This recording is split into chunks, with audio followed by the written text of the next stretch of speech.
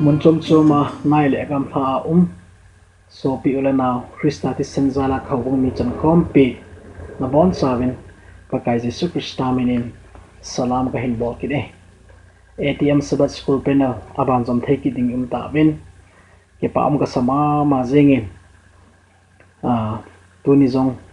Simmun ni na pen he ini jom kit de ta in Bible umdan le ahung kondohna chung chang he ini wat di e ya chu phat chom cha long lut ta in wat kit wa e le Pathen Thu ni ngai la kiu le vet ki hela wa thaga hu kwa in pi thena devin tong mol so bu hi ti ve ti chu pakai mina kit na e quarantines in imazo se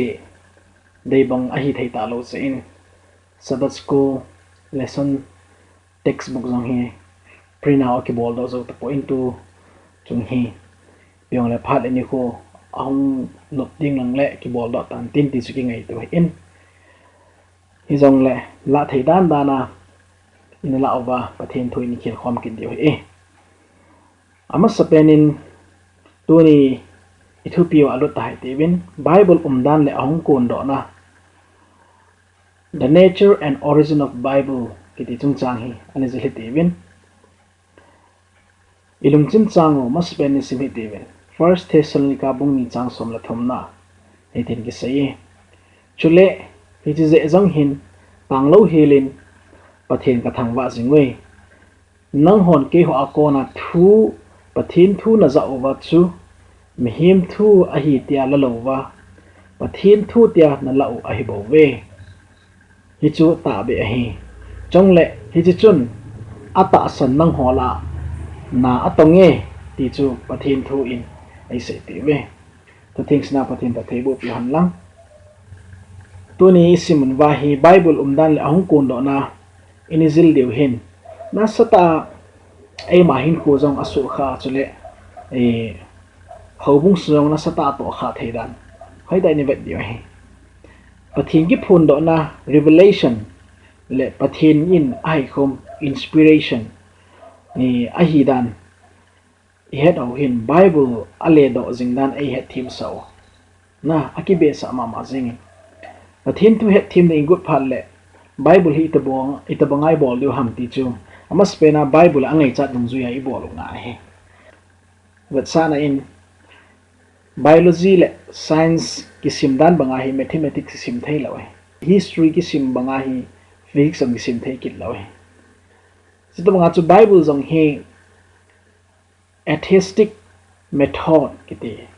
Pathen ta san lo ho ta banga hi Bible jong hi sim te ngal I ma cha ke thei lawe he ti chu ki modo ya chu tu chung Simmun-2 hi Bible umdan the nature aban tal ahung kondohna lampang to kisaiya athupipen hochu ivet dio na masa penin Monday lesson a chun lut ti ven Monday lesson a hin Pathen ki phun do na Bible te he ya chu pat Bible a hi tama Pathen ki phung do ham ti chu ani ve hi ti ven second Peter bung khat chang som la kwa pa som ni ka in sim lang chule thim gau ho thu chu akichi che a ka hiengwa hung a he nang ho chi thua lung lut ta no mu hi aphale jingi hi chu sun khowa ki pat ka sia jing wal pa chu na lung sung wa su do ka sia mu thimna chu salwa jing mei wa ta bang he Pathen le khawa thu su ding ki sei hi ase rama changlunga aledoh ahil chi do poi ai chu thu su ding chu mi him lum changa konin asu khapoi mi ho chu thagau thing asot le Pathen po ma amu chan ase je hi ati nei Pathen thu phat thei bo pi han lang ni chi Pathen Thu sina ko ra chi ti ngai le Pathen Thu hi Bible hi Pathen ke phon do na a hi mo mo nge ti so ki chi senin thu ki sun ho le thil ki mu ho le asunga thu ki sei zo se hi mi him lungsunga ko na hung do mei a hi lo dan ki chi tan ki mon thim gau ha ani sei do le thim gau ha ani sut do ho zo si jong he amu chi chat le Pathena ko na hunga ni chu mu thim salwa tu dinga Pathen ai man cha dan ho sei su ke yin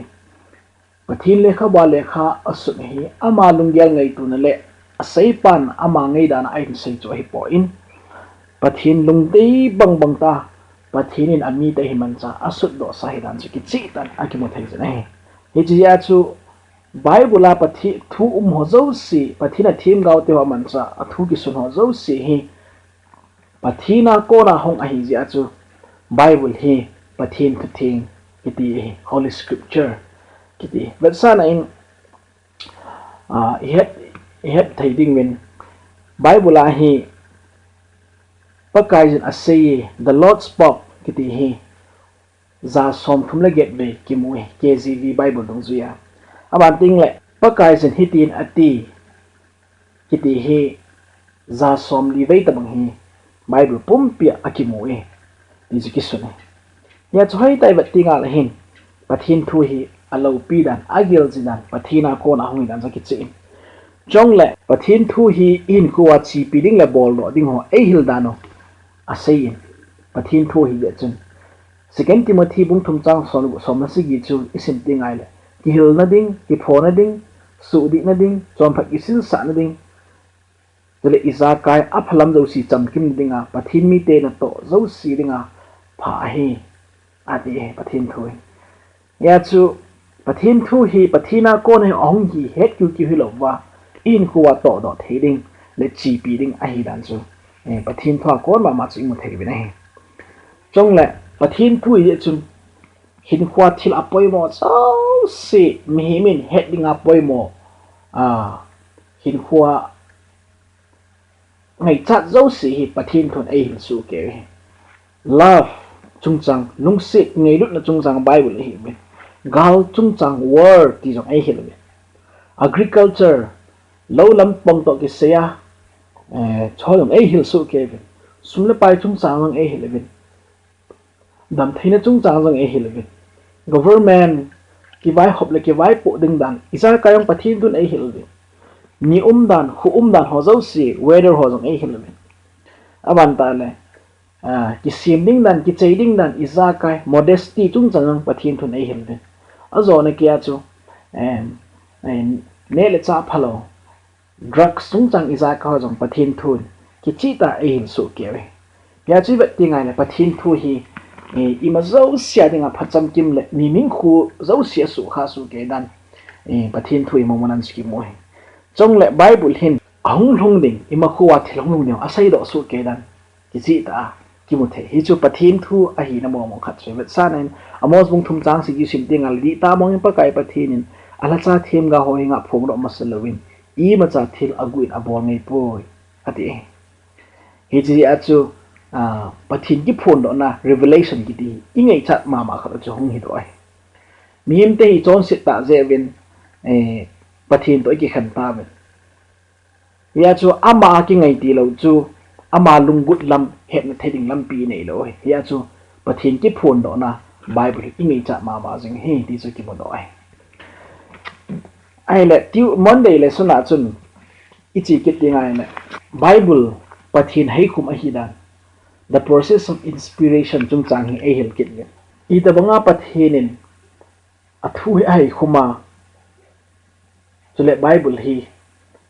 e hon I het thim the ham I ti tingal hen pathinin athu ai khum dan Bible chang ho phai pakha hi ga belew second Peter bung khat chang som ni khat ji sim tingai le aje chu thu su ding chu mi him lung chama kona su a hi poi mi ho chu lagau thing asot lia pathina kona amu chanu a sei ji wa hi bo ve adi ne aban ting le second Timothy bung thum chang som la si sim ti te le pathin thua thu ki sun chang si pathin ai khum hi chon phat isin sa na ding le isa kaya dinga ki hilna ki phona dinga phasum phacham ki ma hi ati ke so la Deuteronomy bung som la get chang som la get na sim kit deng le kenam ho dinga hi iso pitel la mama akona nang tabang thim gau khat katun no pi dinga hi ve ting le ke ma thim gau pa kam sanga ka chu ka theu si ka khum pya ka thumap ding chu ting le aman ni chi thu zo si hi ama ka thupi bang banga amo asai pi son dinga hi ya chi Bible chang ho chu pha ta ai sim ting ai ne ni Bible chang ho chu mi him kam ho pathin thim ka ho ka ma hung su lo thilo hi ho lungai tu su tu mai me hong lo van pathenin hiche mim ho chu aman cha athu su sa dan athu hi ho mang cha ai khum dan pa chu ki chi ta na ki mo thein ya chu hoi tai ba tinga le alen jiwa yang chi ki chen ta na sayim the great controversy pe sagina chun hitin sayim Bible chun pathini athu ji pa hi ate ai nai chum him khunin aji ahi chule zat chun chuma ki ji dan zo sin aji ho hindan abat sa su ke hilai thuta ki phong zo si hi pathini ai khum hi su ke ye amawa mihim kampawa kisai do hi pathini athu zo si ai khum hi ahi nai Bible hi mun khat ho hi mi tam tan Pathen Thu hei khum dingin ata sanji da pawin ai na Pathen Thu Bible ki sun zo si pathin ai khum hi dan so thua chuna zo Bible jang singo to sei su ke tai ai ho adinga apha hen lang yo adinga phachom hen lang phachom lo hi jong la Bible thu nam zo si hi pathin ai khum hi dan cha phot chin but san in Hebrew te kut pi sagi thu ho bang chu e ho dinga chu kan ta lo hi jong la hi cho zo si chu abai hi lo be pathin ai khum lo hi lo be pathin anei kum sa athu sunga su ke but san in Bible chu pathinin athu chu hai khuma mi ho hi na za chum nei aman chai ngaman mi loi kelngui ching mi loi lo tho mi loi leng in suha ko na hong ping mi loi le kha thip dan ki bang lo zat chum hi chho ta bang saman cha athu ji dan nung zui ta wa hi pathinin aman cha athu ai kum na alo pi na hi ki chi ta ki muno thei khat chu he na Tuesday le sona chun nga ve kit le hen ji do sa Pathen Thu akiti nai exercise bung som thum le li chang som ni lisi gi chu simte ngai le nang man thu ki sei ching ha bon chan sun do in thu cheng dung zu ya hi ke ma nang mal Israel to kitip na ka si ma hi je ati pathinin sim ti la pa na athu sei ro zo si hi a hat sa te aji do su ke de na ain sei su ke hi chi hi photographic memory la a hoi pen loi nga pathin het ja chu ji tho ki ti hi ki chi ta them gau te ho athu si ho zo si animals ai wan pathin aya chu het tho me le ji tho ki ti hi ki bang lo he ki ji tho ti nga le hin thu ki ti he kha ji do ti nga le hin e mani phat chong pi ki lo wa mi tam ta dinga khat bi ting le phat chom na lin ta ain sim lo the ain la orar me kam me ya ki sei son ki ti pha kha te na mang the he ji a chu ji tho ki ti apoi mo dan pathin a cha te hi nga jong chu ani phone do jing ai ti chu Pathen Thu Tuesday nia Pathen Thu ji do chung chang ai dan ji ki chi tan ki mu thein Bible chang tam ta amin Exodus lekha bu ho Joshua lekha bo Jeremiah ban Revelation ji sim ti nga la hin pathinin athu asut do sadan athu ji do apoi mo sadan asu ti ho ki chi tan avia velen adat sa nai na lai chaina program hi ga simleng monday nia ipia Pathen Thu ai khum hole aphun do chu aji sa ham aje chu bailam tai he min lo le ding hi Bible thu ki ji do ho hi pathin lam ikat sa jing tu le alungut lam e he sa tu hi jinge thu ki ji do ki ti hi kama sei tho me sanga mel chi na so zo hi thu ki ji do sa ki ti hin a ki sei tho sanga avia vela ki do son theya mi tam pita sim do dinga the hi khabia mi tam ta koma thu ki sei do zo lo ahin ama wang ji do ki ti hin sim sen lo mi he mun chom gam chom am ho dinga za su ke theina lu hi chule khang hung kin ho dinga jong phat theina len ta hi the hi na chule sim thailo mi ho jong chu asim thei hon amo za dinga asim pi theina lai ni ta bang ta chu Pathen Thu ki ji do apoi mo nan chu pathin ne ja chu athu hi ani ji do khal dan chu ki mo do thei he ala Wednesday ni lesson a chun hi ti na sei athu lu chu hi le Krista le Bible thu thing ki ka ki ba na om na nei parallel between Christ and the Bible atin na ya chu Pathen Thu simting ala hin alopi ma zingin zon bung khat chang som lali na chu Bible hitin sei na sinta ding kating zon bung khat chang som li na chin tin sei chu in thu chu ta sa pe ong su in ila wa hong chengin ki hon alopi na pa ko na cha pa chang khat se alopi chu lung se le thu ta dim se kamota ve thu chu ta sa pe ong su in ila wa hong chenge atin aban zon bung ni chang som ni le ni na hitin sei kin he chana ma thila ko na kai thawa am phat chun a sei ten hi che sei cho gyal don pathin le kha ba thu le jesu thu sei cho ta san ta ve adikin wa dal zon bung ge chang som thu som thu len juga sin hi je chun jesun juda mi ta san ho za chun nong ho ka thua hi na zom jing wa hi le ka sei ta be hi ve chu le thu ta chu he binatin thu ta chun na ha do ding wa hi ati aban le zon 17 verse 17 19 asai kin thu ta chu amo hi su thingin nang ma thu chu thu ta hi ati that's Bible chang isim na kon je beting ale hin thu chu ta sa peng su in aban ta le thu chu na ta san wa le ke ma nei ta san hin thu chun su thingin ai chu thu ta chu nang ma na hi yo Pathen Thu in thu le Jesu Christa chu akiba dan ji ki chi ta nei mo sa ne na ya sei tam long ngai poi Bible thu isim hi Jesu ahin Jesu thu chu Bible thu hi ya chu Bible le Christa ki ti hi ki khan ngei lo aki bang chu hi jing a hi ti ran chu ki mu chin sa ni ve sa na in Christa le Pathen Thu thing aki ba na ho chu i ho he theding da sei le Bible Christa chu va he ti ya chu Pathen Thu jing hi va hi ati ki ni aban ta le Christa chu thu ta hi ati trong le Bible jong hi thu ta chu hi ki ni hi Christa chu ke hi na chang ha ka he tin Pathen Thu chun thu hi chang ha hi ati ki na Christa chun ke hi thu ka hi ati thu chu Christa hi ati thu chu Pathen he ti Pathen Thu chu Bible jong thu hi ki ni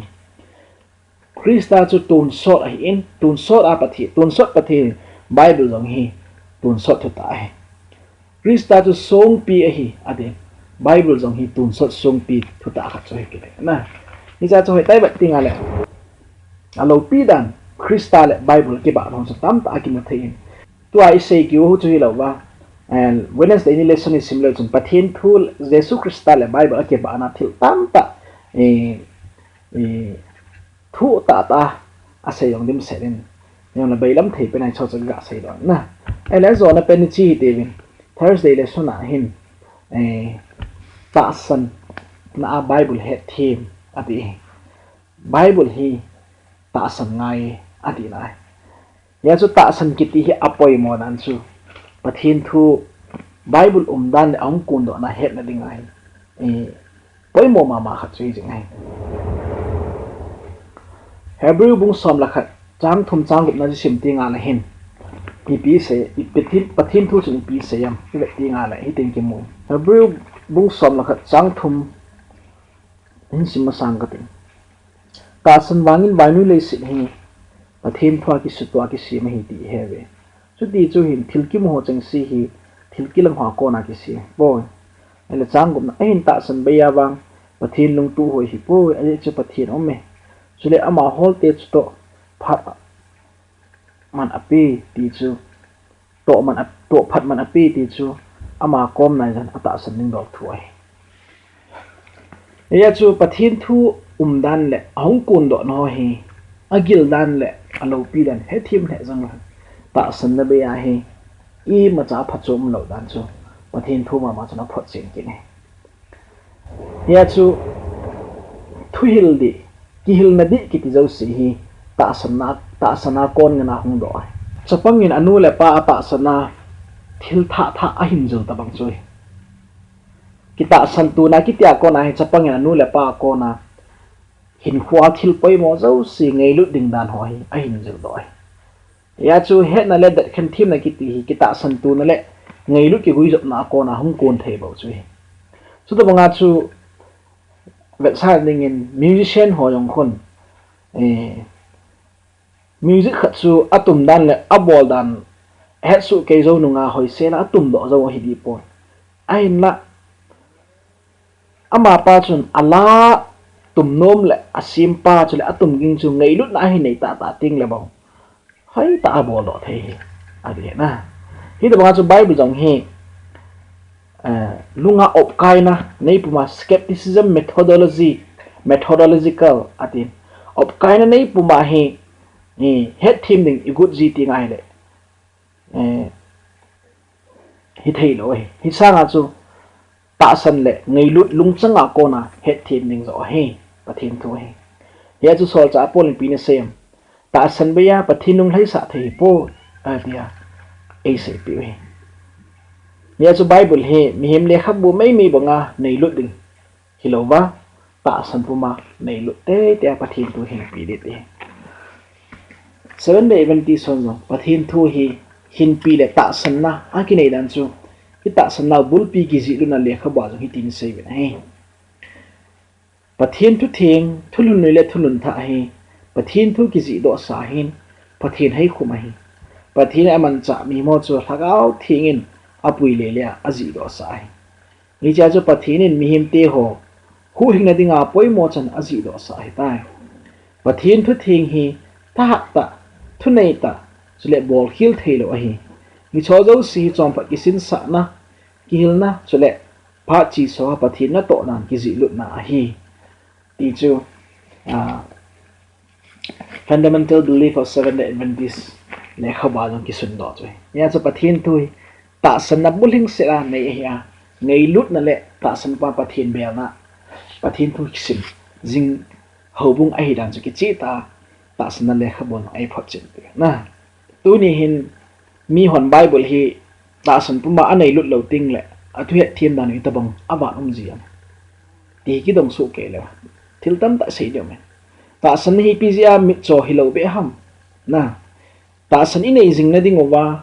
aje phata ho chu ipi ham chule bible thu ta bui pi le nga ipizia ta san na hi ho ma jing ham hi tabang thu don ho hi ilung thim wa ke ngai tu hi ti pha te ke cha ki don bot na e ma le man ne puma Pathen Thu simding le ta san puma bible le do thiem ding nan bible